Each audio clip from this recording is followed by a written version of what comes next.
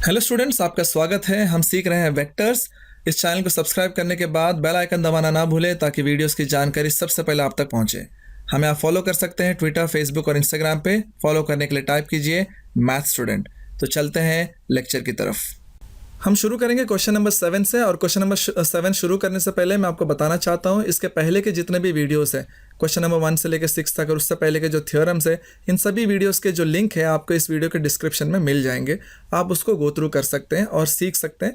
और अगर आप पहले 1 to लेकर 6 तक ये वीडियो देख लेंगे तो आपको ये 7 से लेकर जो वीडियो है वो आपको और अच्छी तरह समझ में आएगा। ठीक है, तो चलते हैं क्वेश्चन नंबर 7 से शुरू करते हैं। ये क्वेश्चन कहता है, question number 7, if a bar equals to i minus 2j plus 3k and b bar equals to 4i minus 3j plus k and c bar equals to i minus j plus 2k, verify that a cross b plus c equals to a cross b plus a cross c। ये हमको check करना है कि और verify करना है कि ये सही है कि गलत है। ठीक है, शुरू करते हैं। सॉल्यूशन सबसे पहले लिख देते हैं। a बार हमको क्या दिया गया है? a बार दिया है i minus 2j plus 3k। ठीक है, और b बार दिया गया है 4i minus 3j plus k, और c बार दिया गया है i minus j plus 2k। ठीक है, तो सबसे पहला हम लेफ्ट हैंड साइड से शुरू करते हैं। ये हमारा लेफ्ट हैंड साइड है, ठीक है ना। Left hand side is a cross b plus c। Verify करने का मतलब क्या है? जो दिया है वो सही है या नहीं है, ये हमको चेक करना है। ठीक है, तो पहले हम लेफ्ट हैंड साइड को सॉल्व करेंगे, राइट हैंड साइड को सॉल्व करेंगे। अगर दोनों इक्वल आ गया तो इसका मतलब वो सही है जो दिया है। ठीक है, तो अगर हमको लेफ्ट हैंड साइड चाहिए तो सबसे पहले हमको b प्लस से निकालना पड़ेगा। ठीक है, हम इसको 1 ले लेते हैं और b प्लस से अलग से निकाल के देखते हैं। b प्लस से यानी कि b क्या है पहले लिख दो। b है 4i माइनस 3j प्लस के, ये b है। और c क्या है वो लिख दो, i minus j plus 2k। सही बात है। अब इनको सॉल्व करो, देखो क्या आएगा। 4i प्लस i, ये हो गया 5i। j में देख लो माइनस 3j माइनस j, ये हो गया माइनस 4j। k में देख लो, ये k है, ये प्लस 2k है, ये हो गया 3k। सो इस तरीके से b बार प्लस c बार मिल गया। सो यहाँ से b प्लस c मिल चुका है, तो हम लेफ्ट हैंड साइड सॉल्व करेंगे। यहाँ पर लेफ्ट हैंड साइड क्या है? a बार यहाँ से ले लो। देखो क्या है, i cap minus 2j cap plus 3k cap. ठीक है, ये हो गया a cross b plus c, यहाँ से लिख देंगे 5i minus 4j plus 3k। ठीक है, क्रॉस प्रोडक्ट कैसे होता है हम जानते हैं। क्रॉस प्रोडक्ट हमको डिटर्मिनेंट से मिलेगा, i cap j cap k cap. पहला ये वाले वेक्टर से लिखना पड़ेगा। ठीक है, ये i है, i के साथ क्या है 1, j के साथ है माइनस 2, k के साथ है 3, और यहाँ से i के साथ है 5, j के साथ है माइनस 4 और k के साथ है 3। ठीक है, इसे सॉल्व करेंगे, देखते हैं क्या आता है। i कैप से शुरू होगा, ये माइनस 2 इंटू 3, ये होगा माइनस 6, माइनस 4 एंड 3 माइनस 12, और ये माइनस 12 यहाँ लिखेंगे तो प्लस 12 हो जाएगा। ठीक है, और दूसरा माइनस j से शुरू करना पड़ेगा। सो 1 मल्टीप्लाइड बाई 3, ये होगा 3, माइनस 5 मल्टीप्लाइड बाई 3, ये होगा 15। ठीक है, चलते हैं आगे। k कैप क्या होगा? k कैप के साथ माइनस 4 मल्टीप्लाइड बाय 1, ये होगा minus 4, minus 5 multiplied by minus 2, ये होगा माइनस 10, तो माइनस 10 यहाँ लिखेंगे तो प्लस 10 हो जाएगा। ठीक है, तो फाइनली ये जब सॉल्व होगा 12 माइनस 6, यह आएगा 6i, और 3 माइनस 15, ये होगा माइनस 12 और माइनस ये होगा पॉजिटिव 12, सो ये पॉजिटिव 12j, और ये 10 माइनस 4, ये होगा 6, सो ये होगा 6k। ठीक है, इस तरीके से हमारा लेफ्ट हैंड साइड सॉल्व हुआ है। नीचे चलते थोड़ा। सो therefore लेफ्ट हैंड साइड मिला है 6i plus 12j plus 6k। ठीक है, अब हम शुरू करते हैं right hand side. Right hand side क्या है देख लेते हैं एक बार। राइट हैंड साइड है a cross b plus a cross c। ठीक है, लिख देते हैं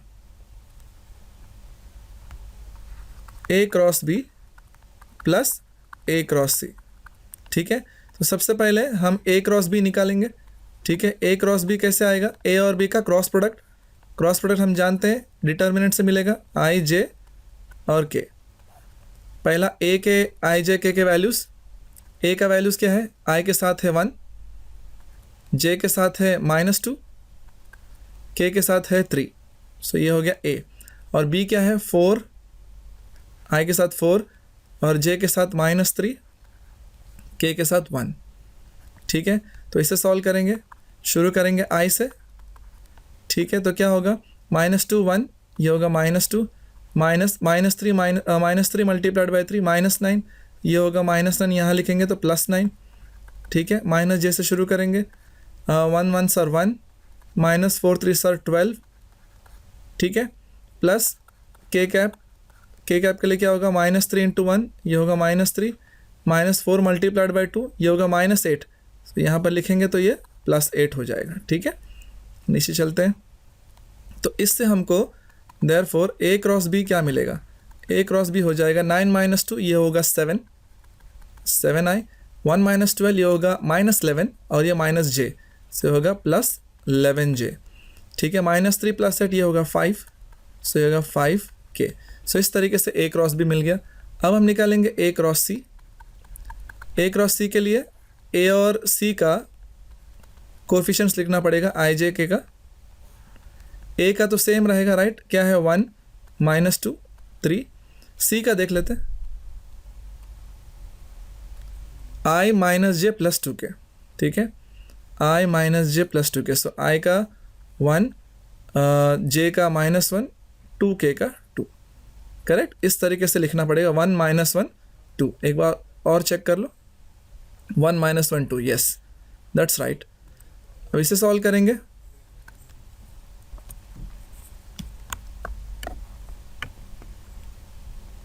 सो शुरू करते हैं i से।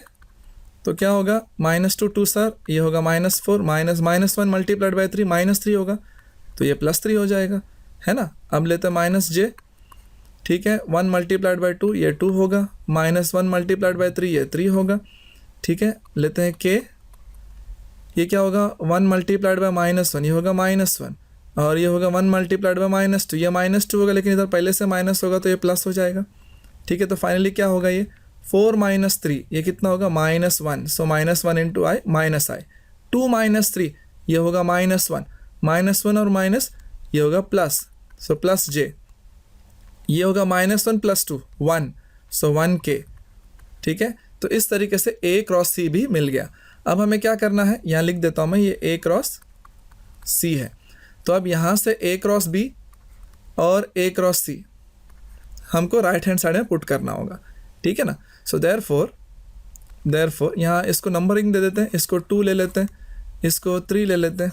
ठीक है, इसको पुट करना होगा। Therefore right hand side A cross B कहाँ से मिलेगा, 2 से। क्या मिलेगा 7i + 11j + 5k। ठीक है, प्लस B क्रॉस C यहाँ से मिलेगा 3 से, क्या मिलेगा -i + j + k। ठीक है, यहाँ लिख दो कहाँ से मिला भाई, ये फ्रॉम 2 and 3। अच्छा, इसको पार्टीशन कर देता हूँ, मिक्स ना हो जाए। ठीक है, सो देयरफॉर अब ये क्या होगा, सॉल्व कर लो। 7i - i 6i हो जाएगा, है ना। 11j + j ये 12j हो जाएगा, करेक्ट। 5k + k ये हो जाएगा 6k। तो ये होगा राइट हैंड साइड। ठीक है, राइट हैंड साइड को जो मिल गया है उसको कंपेयर करो लेफ्ट हैंड साइड से। ये देखो लेफ्ट हैंड साइड हमारा यहाँ पर है और ये हमारा राइट हैंड साइड है। कोई फ़र्क है दोनों में, कोई फ़र्क नहीं है। Therefore left hand side equals to right hand side.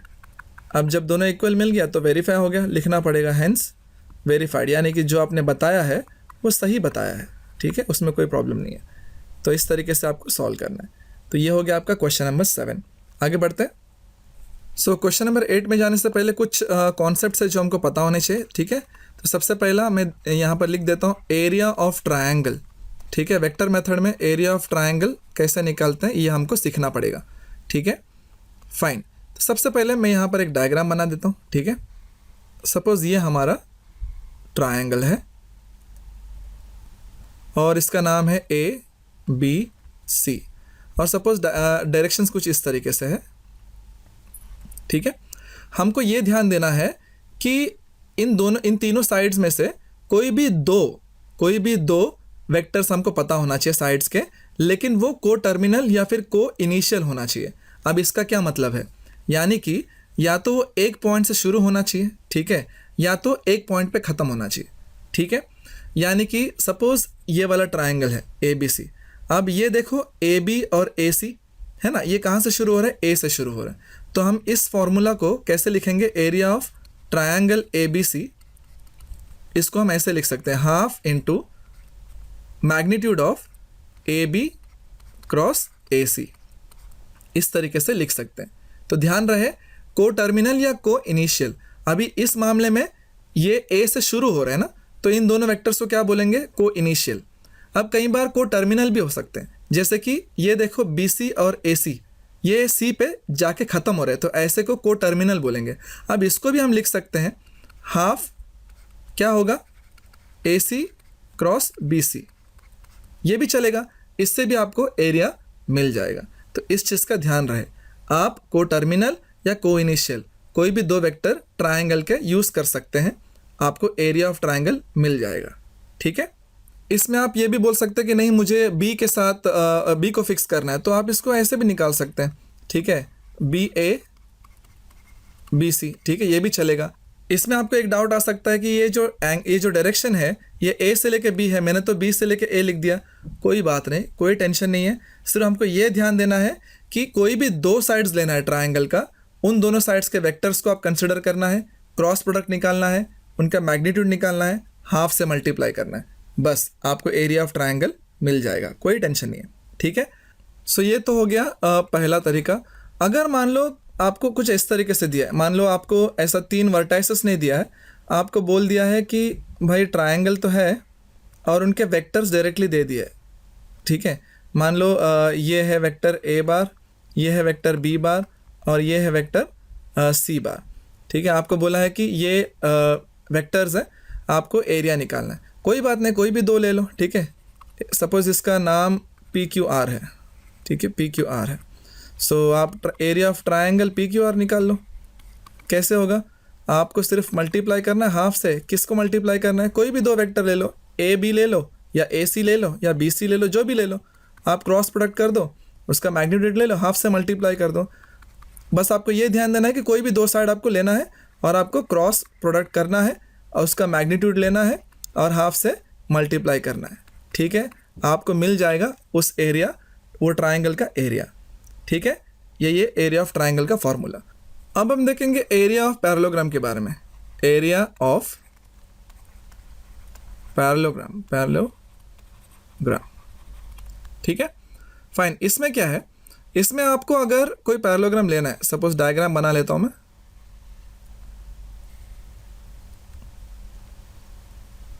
इस तरीके से कोई पैरेललोग्राम है, मैं यहाँ पर नाम भी दे देता हूँ, ठीक है, ए बी सी डी, ठीक है। सो इसमें आपको ये ध्यान देना है कि आपको एडजेसेंट साइड्स पता होना चाहिए, या तो ए बी और ए डी। एडजेसेंट साइड्स मतलब जो दो साइड्स जो एक ही पॉइंट से जुड़े हुए, ठीक है।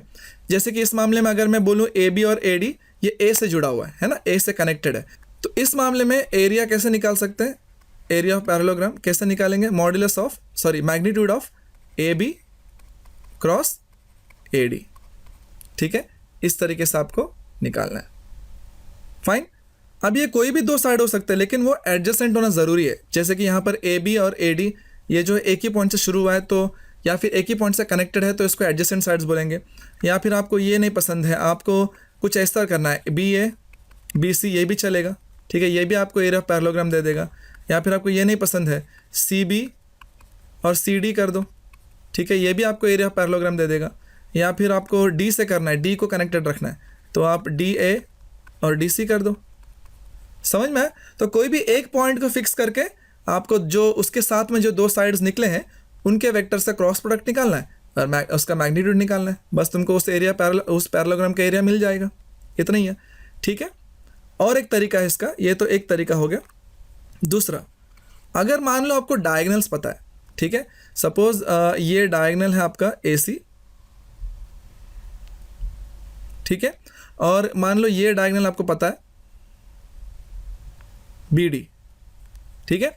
अगर आपको डायगोनल्स पता है तो भी आप एरिया निकाल सकते हो, लेकिन उसका फॉर्मूला थोड़ा अलग है, ठीक है, आपको हाफ से मल्टीप्लाई करना पड़ेगा, ठीक है, हाफ से मल्टीप्लाई करना पड़ेगा। याद रखो ये कभी यूज़ करना है जब आपको डायगनल्स पता हो या फिर डायगनल्स यूज़ करना हो, ठीक है, तो आपको ये चीज़ों का ध्यान देना। अगर डायगनल्स यूज़ करना है तो ये फार्मूला, अगर डायगनल्स यूज़ नहीं करना है, आपको एडजेसेंट साइड्स यूज़ करना है तो ये फार्मूला।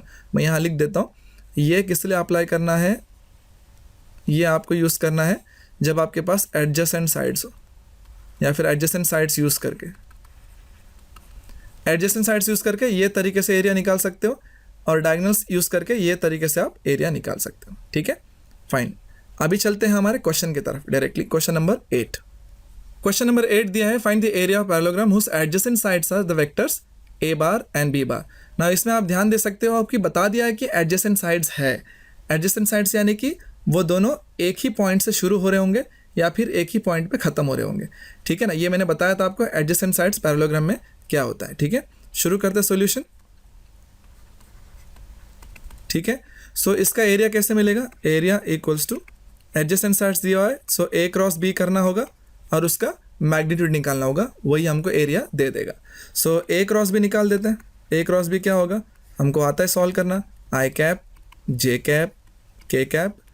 डिटर्मिनेंट क्या होगा, पहला a के कोऑर्डिनेट्स क्या है, a के कोऑर्डिनेट्स 2 i के साथ है, -2 j के साथ है, 1 k के साथ है। वैसे b का 1 i के साथ है, -3 j के साथ है, -3 k के साथ है, ठीक है, फाइन। वो मैंने सारे कोऑर्डिनेट सही से लिखे, ठीक है। सॉल्व करते हैं, पहले i से क्या होगा, -2 -3 मल्टीप्लाई होंगे 6 मिलेगा, -3 1 मल्टीप्लाई होंगे -3 मिलेगा और माइनस पहले से है इधर तो +3 हो जाएगा। फिर j नेगेटिव साइन लेना पड़ेगा क्योंकि ये पॉजिटिव है। शुरू करते हैं, 2 मल्टीप्लाइड बाय -3 ये होगा -6, -1 मल्टीप्लाइड बाय 1 ये होगा 1, फाइन। अब k कैप, अब क्या करना है, 2 और -3 मल्टीप्लाई होंगे ये होगा -6, -1 मल्टीप्लाइड बाय -2 ये होगा -2, -2 वहाँ लिखेंगे तो क्या होगा, प्लस हो जाएगा, ठीक है। ये क्या होगा सॉल्व करने पे, यहाँ लिख देते हैं 6 + 3 ये होगा 9, ये होगा 9i और ये होगा -6 -1 -7 हो जाएगा, -7 और -j ये हो जाएगा +7j और ये -2 और -6 और +2 क्या होगा, -4 के। सो ये हो गया है a क्रॉस b।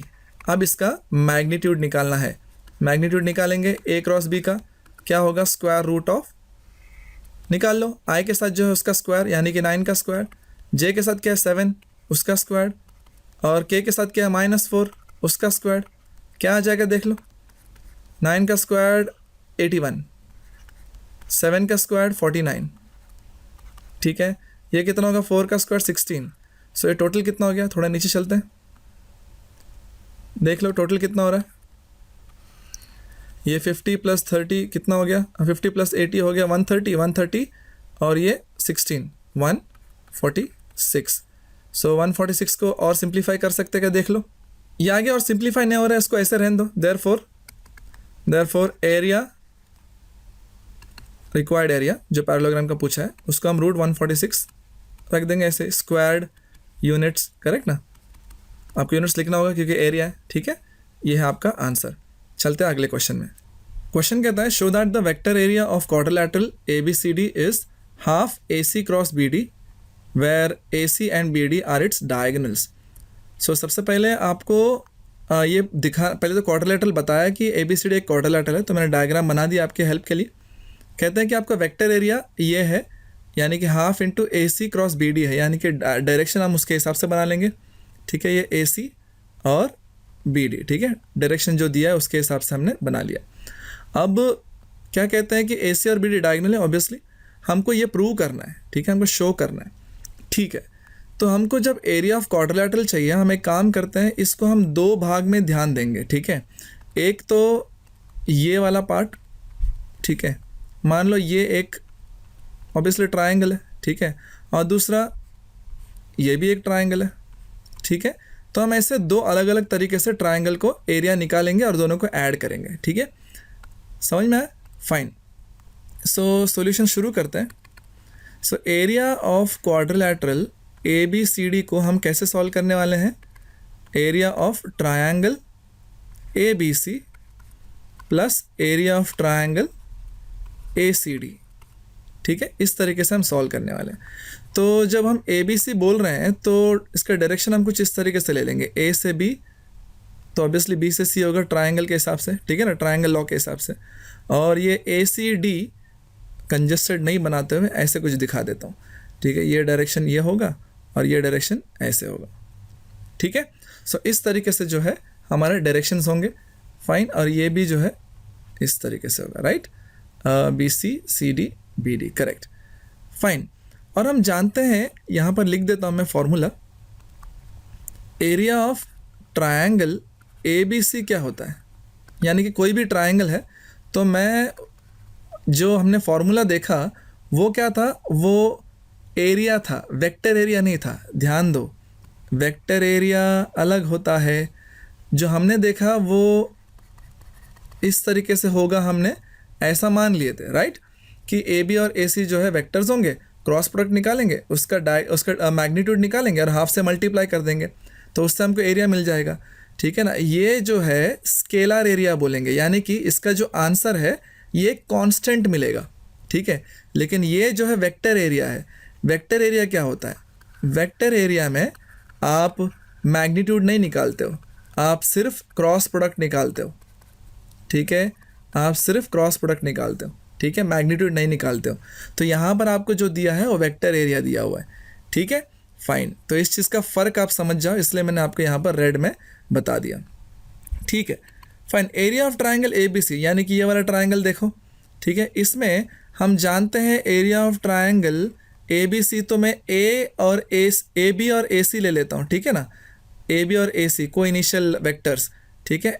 तो क्या होगा, ये AB क्रॉस AC, ठीक है, मैंने डायरेक्शन मेंटेन करके लिखा हुआ है। अब एरिया ऑफ ट्रायंगल ACD देख लो, ठीक है, वो क्या होगा, हाफ इंटू कौन कौन से लेंगे, यहाँ पर को इनिशियल यानी कि AC और AD ले सकता हूँ, ठीक है, यहाँ पर ले लेता हूँ AC क्रॉस AD, फाइन। इस तरीके से मैं एरिया ले लिया, फाइन।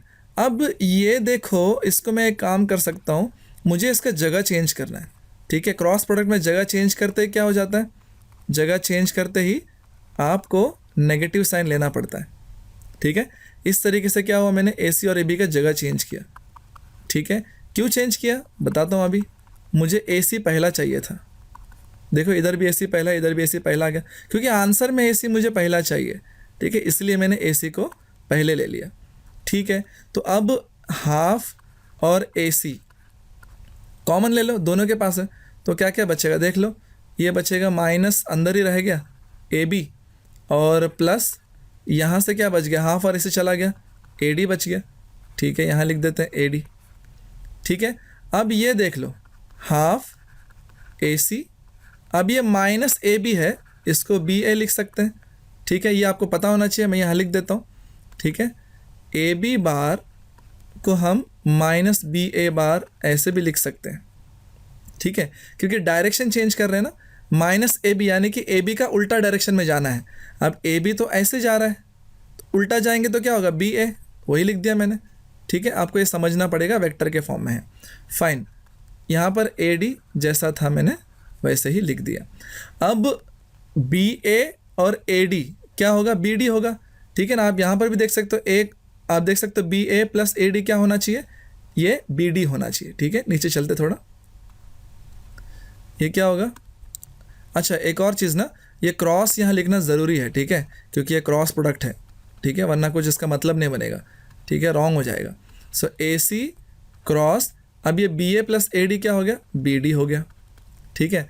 ये बन गया आपका एरिया ऑफ वेक्टर एरिया ना, vector area of quadrilateral ABCD, ठीक है। यही हमको चाहिए था, देख लो एक बार, yes, half into AC cross BD, वही हमको मिल गया।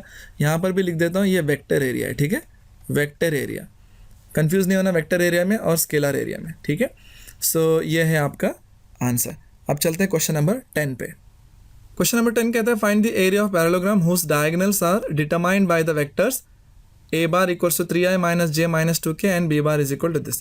ना सबसे पहली बात यह है कि डायगोनल्स दिया हुआ है, ठीक है ना। हमने ऑलरेडी सीखा है, जब हमको डायगोनल दिया होता है तो हम क्या करते हैं, यहाँ पर ये फॉर्मूला क्या हो जाएगा, area of parallelogram, area of parallelogram क्या होगा, हाफ इंटू ए क्रॉस बी का मैग्नीट्यूड। करेक्ट, हमने ये सीखा है जब हमको डायगोनल्स मिलता है तो उसका क्रॉस प्रोडक्ट निकाल के मैग्नीट्यूड निकालना होता है। ठीक है, तो पहले हम ए क्रॉस बी निकालेंगे। ए हमको दिया हुआ है, ए क्या है, 3i माइनस जे माइनस 2k, और बी क्या दिया हुआ है, -i plus 3j minus 3k। तो इससे हमको ए क्रॉस बी क्या मिलेगा, हमको क्रॉस प्रोडक्ट निकालना आता है, राइट, आई कैप जे कैप के कैप क्या है, पहला तो हम ए का लिखेंगे 3, आई के साथ है -1, जे के साथ है -2, के साथ, और फिर बी का डिटेल्स, -1 आई के साथ है, 3 जे के साथ है, -3 के साथ। अब इसको सॉल्व करेंगे, डिटर्मिनेंट को आई के साथ शुरू करेंगे, -1 -3 मल्टीप्लाई करो 3 मिलेगा, -3 और -2 मल्टीप्लाई करो -6 मिलेगा, यहाँ पर लिखेंगे तो +6 हो जाएगा। ठीक है, अब दूसरा वाला 3 और 3 मल्टीप्लाई करो, 3 और -3 -9 हो जाएगा, -1 और -2 मल्टीप्लाई करो +2 हो जाएगा। ठीक है, यहाँ लिख देते हैं। ठीक है, अब के लिखेंगे, के क्या होगा, 3 और 3 मल्टीप्लाई करो 9, और -1 और -1 मल्टीप्लाई करो +1। ठीक है, अब इसे सॉल्व कर लेते हैं, देखो क्या होगा, 3 + 6 9i है ना, -9 -2 -11 -11 और -j प्लस 11j, 9 - 1 8, सो ये होगा 8k। ठीक है, इस तरीके से हमको ए क्रॉस बी मिला है। अब उसका मैग्नीट्यूड निकालेंगे, ए क्रॉस बी का मैग्नीट्यूड, तो इसका जो भी कोएफिशिएंट्स है आई के साथ उसका स्क्वायर, प्लस जे के साथ जो है उसका स्क्वायर, और के साथ जो है उसका स्क्वायर। ठीक है, ये क्या हो जाएगा देख लो, 9 का स्क्वायर कितना होगा, 9 का स्क्वायर होगा 81, 11 का स्क्वायर होगा 121, 8 का स्क्वायर होगा 64।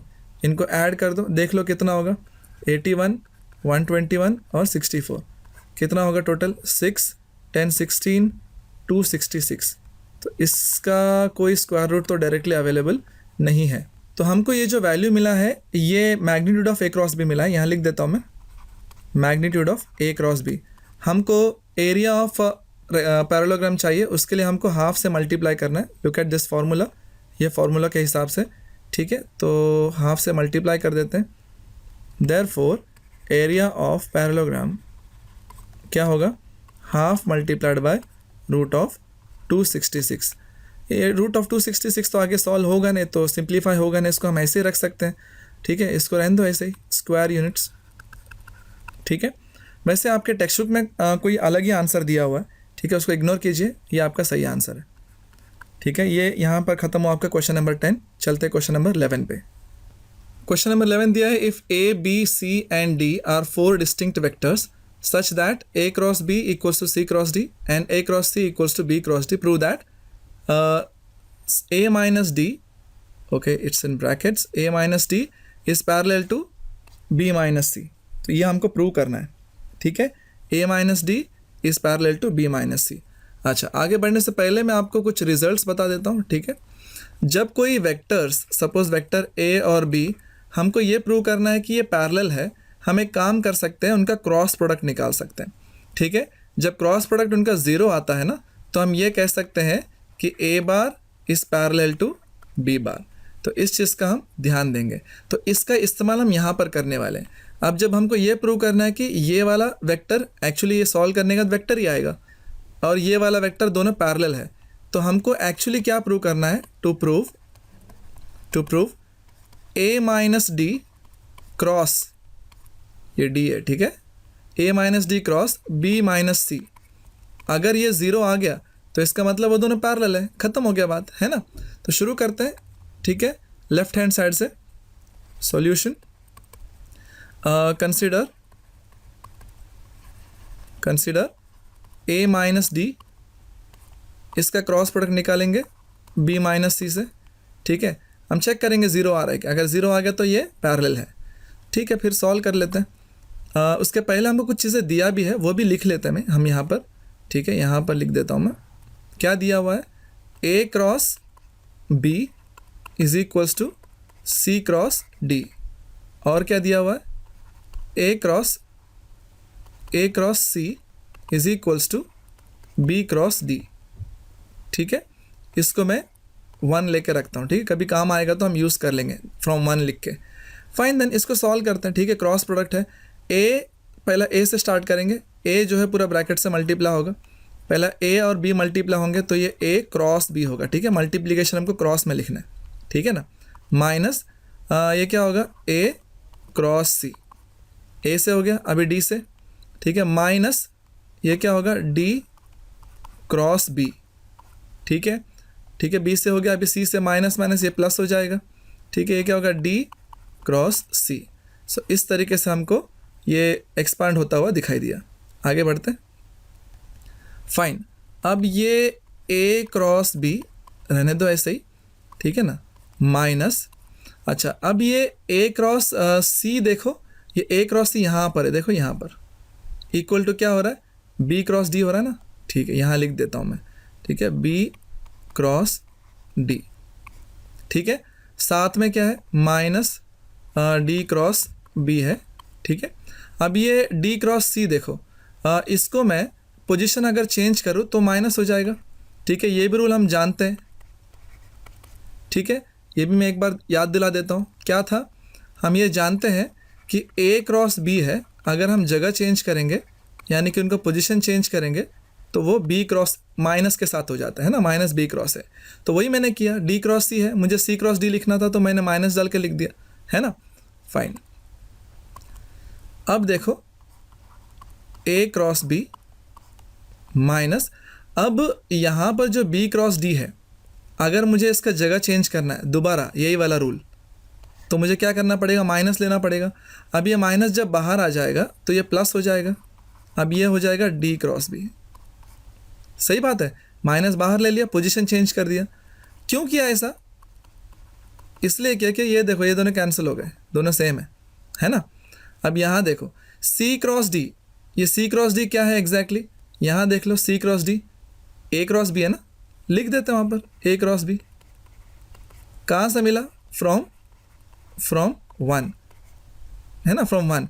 अच्छा, यहाँ पर भी ये जो A क्रॉस C है ये हमको B क्रॉस D लिखने में मदद हुआ यहाँ पर, वो भी फ्रॉम 1, वो भी लिखना पड़ेगा फ्रॉम 1, है ना। हमने A क्रॉस C के जगह पे B क्रॉस D लिख दिया था यहाँ से इस्तेमाल करके। ठीक है, अब ये देखो ये A क्रॉस B और A क्रॉस B ये भी कैंसिल हो गया। सो फाइनली क्या मिला, 0। ठीक है, तो यहाँ से हमको क्या समझ में आया, A minus D cross product with B minus C क्या मिल गया, 0 मिल गया। जब ऐसा मिलता है तो इससे क्या समझ में आया, इससे समझ में आया कि A minus D is parallel to B minus C, और यही हमको प्रूव करना था कि ये दोनों पैरेलल है। हो गया प्रूफ, दैट्स इट। ठीक है, इस क्वेश्चन के लिए इतना ही। आगे बढ़ते हैं नेक्स्ट क्वेश्चन में। सो क्वेश्चन कहता है इफ़ A बार दिया हुआ है, A बार दिया हुआ है, C बार भी दिया हुआ है। ठीक है, और क्या बोले, वेक्टर B फाइंड करना है, और आपको 2 कंडीशन दिया हुआ है कि A क्रॉस B जो है C होता है, और क्या दिया हुआ है A डॉट B जो है 3 होता है। तो ये 2 कंडीशन को इस्तेमाल करके B वेक्टर क्या है पता लगाना है। ठीक है, तो सॉल्यूशन शुरू करते हैं। यहाँ पर पहले लिख देते हैं A क्या दिया हुआ है, A दिया हुआ है I plus J plus K, और C बार दिया हुआ है J माइनस K। अभी हमको B तो दिया नहीं है तो उसको हम कोई वेक्टर बना के ले लेते हैं। Let B equals to I J K में हम क्या करेंगे, XI Y J और Z K ऐसे ले लेते हैं। यानी कि हमको X Y और Z का वैल्यू पता लगाना होगा, जैसे वो मिल जाएगा इनके जगह पे लिख देंगे, हमारा B बार मिल जाएगा, कंप्लीट हो जाएगा। ठीक है, अब यहाँ से शुरू करते। देखो पहला कंडीशन हमको क्या दिया है, given we have A cross B equals to C। ठीक है, गिवन, तो हम क्या करेंगे, A क्रॉस B करके देखेंगे, A क्रॉस B करके देखेंगे कैसे आएगा। हमको पता है क्रॉस प्रोडक्ट कैसे निकालते, डिटर्मिनेंट से I J K। A के साथ क्या है, I में 1, J में 1, K में भी 1, और B के साथ देखो X है I के साथ, Y है J के साथ, Z है K के साथ। तो इनको सॉल्व करो, क्या आ जाएगा, पहला I से शुरू करते हैं, 1 into Z minus 1 into Y Y minus J, ठीक है। अब ये क्या देखो 1 इंटू जेड, ये Z minus X into 1 X, ठीक है। अभी के क्या 1 into Y, Y minus 1 into X X, ठीक है। इस तरीके से सॉल्व हुआ है। इसको ऐसे रहने दो। अभी देखो क्या क्या है, अभी इसको आगे सॉल्व भी मत करो, ठीक है, इसको ऐसे रहने दो। ये हमको मिला है ए क्रॉस बी, और हमको कहा है कि ये जो है इक्वल है किसके साथ, सी के साथ, यानी कि ये जो भी हमको मिला है ये है ए क्रॉस बी, ये इक्वल है सी के साथ। तो पहले ये लिख देते हैं, क्या है Z minus Y I cap minus Z minus X J cap Y minus X K cap किसके साथ इक्वल है, ये ए क्रॉस बी है ना, सी के साथ इक्वल है, सी। और सी क्या है दिया हुआ है, यहाँ पर क्या दिया हुआ है, जे माइनस के। अब जब यहाँ पर बताया गया है कि दोनों इक्वल है, तो इसका आई यानी कि लेफ्ट साइड में जो आई है, राइट साइड में जो आई है, लेफ्ट साइड में जो जे है, राइट साइड में जो जे है, लेफ्ट साइड में जो के है, राइट साइड में जो के है, ये सब इक्वल हो जाएंगे, ठीक है। चलो इक्वल कर देते हैं, देखते हैं क्या मिलता है। लेफ्ट साइड में आई के साथ है Z minus Y, right side में आई है ही नहीं, तो उसको ज़ीरो लेंगे, ठीक है, इसको 1 ले लो, फाइन। अभी लेफ्ट साइड में है जे के साथ माइनस जेड माइनस एक्स, और राइट साइड में जे के साथ 1 है, ठीक है, इसको 2 ले लेते हैं। और लेफ्ट साइड में के के साथ है वाई माइनस एक्स, और राइट साइड में के साथ है -1, इसको 3 ले लेते हैं। अब धीरे धीरे सबको सॉल्व करना पड़ेगा, ठीक है।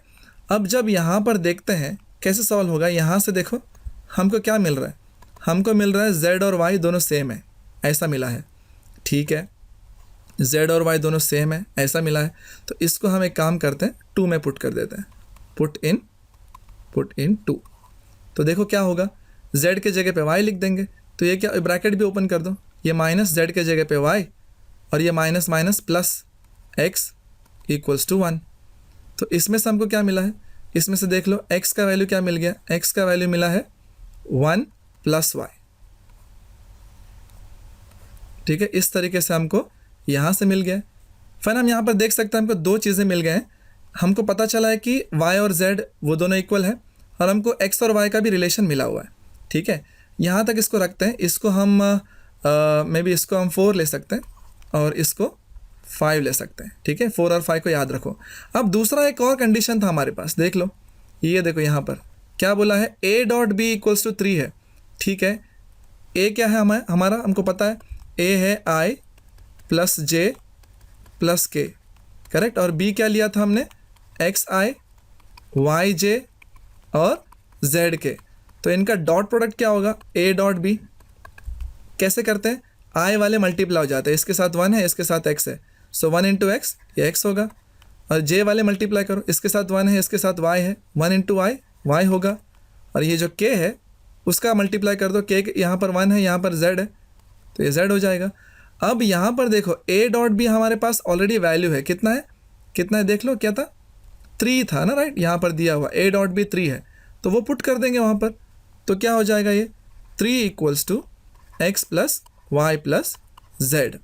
नाउ अभी देखो, ये z के पास हम क्या लिख सकते हैं, फ्रॉम 4 y लिख सकते हैं, और ये x के पास हम क्या लिख सकते हैं, 1 प्लस वाई लिख सकते हैं, ठीक है, लिख देते हैं।